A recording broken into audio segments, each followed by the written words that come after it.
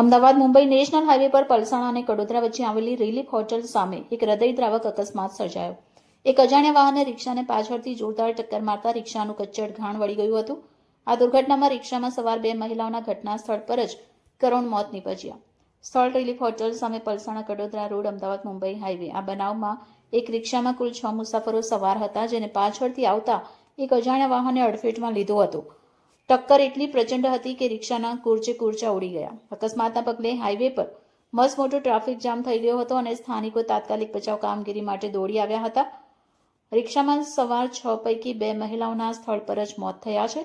ઇજાગ્રસ્ત અન્ય લોકોને, તેમાં 2 વ્યક્તિઓને પલસાણા સરકારી હોસ્પિટલ અને એક વ્યક્તિને ગંભીર ઇજા હોવાથી સુરત સિવિલ હોસ્પિટલ ખાતે ખસેડવામાં આવ્યો છે।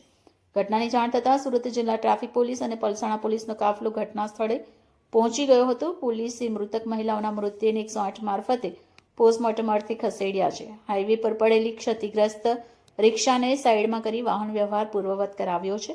અકસ્માત સર્જી ફરાર થઈ ગયેલા અજાણ્યા વાહન ચાલક વિરુદ્ધ પોલીસે તપાસના ચક્રો ગતિમાન કર્યા છે।